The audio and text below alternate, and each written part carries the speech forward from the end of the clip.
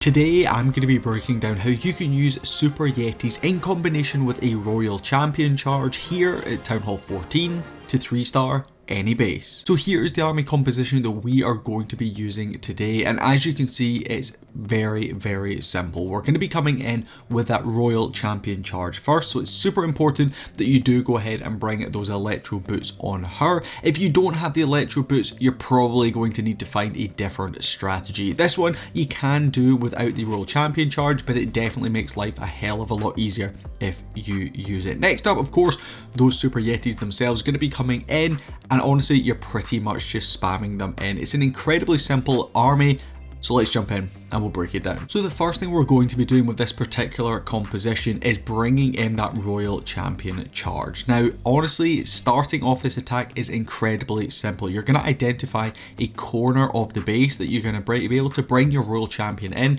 and get lots of value. First of all, you're going to locate that section. For us it's going to be that right hand side with the scatter shot. We're going to go ahead and drop down our earthquake spell to weaken up all of those defenses, and then we're going to go ahead and pop our Royal Champion's ability. She has the rocket spear as well, so as you can see that rocket spear is going to be able to take down those defenses nice and quickly, looking to try and get through the scatter shot etc as quickly as we possibly can. Once those are tidied up, go ahead, just let your Royal Champion maybe take one or two more buildings before you go ahead and recall her. You'll see we're actually just going to let her take one or two more, including that air defense right there, and then we're going to go ahead and recall her and deploy her down on another corner of the base. The rest of our invisibility spells are going to be used on her now, and this is what a typical Royal Champion charge looks like.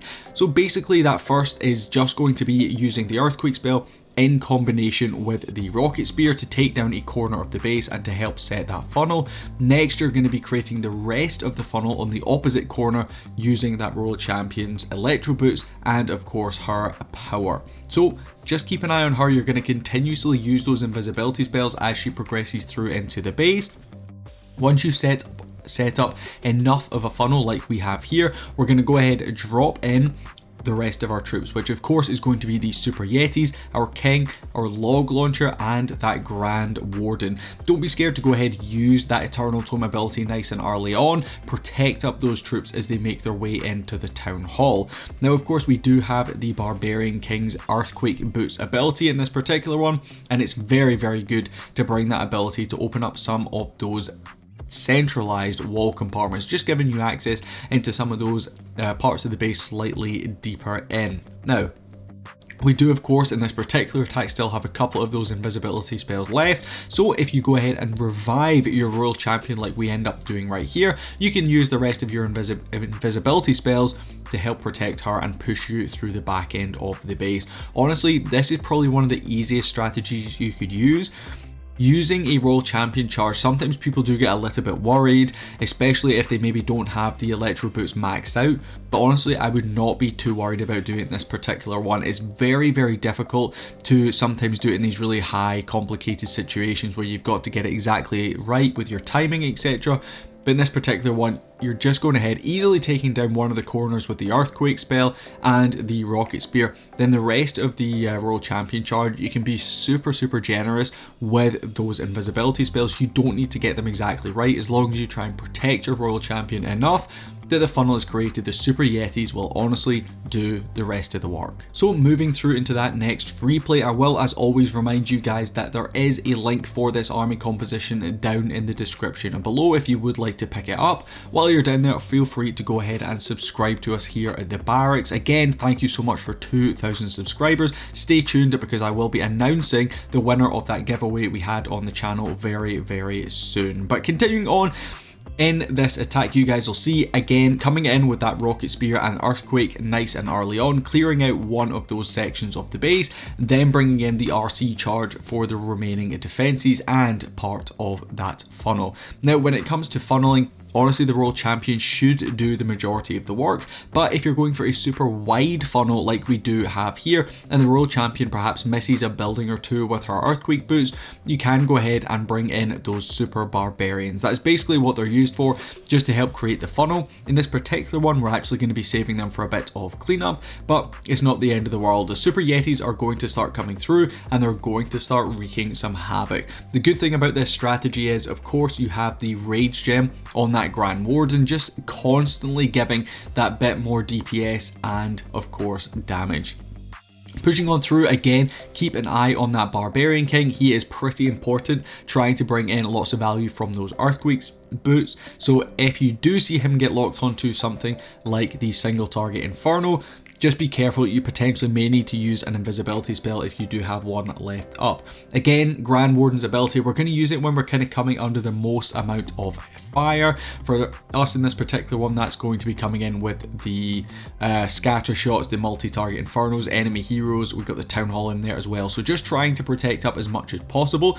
We again did use that revive spell on our Royal Champion, just giving us even more value from her through the back end of the base. When it does come time to go ahead and pop any of your abilities, make sure you do try to time them well. Your King, typically going to pop him in the middle. Your Grand Warden, you're trying to time it for the heaviest section of your base. When it comes to your Archer Queen, honestly, it's whenever you feel is going to get the most value. We of course have the healer puppet as well as the magic mirror on her. If you don't have all these pieces of equipment, you can absolutely change them to whatever you think is going to work best. The only ones I would definitely recommend is of course those electro boots for the Royal Champion and the earthquake boots for our Barbarian King. The rest of them honestly could be interchangeable and you could switch them out to whatever you think may work best. But in this particular case, you guys will see we're absolutely crushing through this base, not a problem at all for us, and it's going to be another 3 stars. So we do have one more example of this one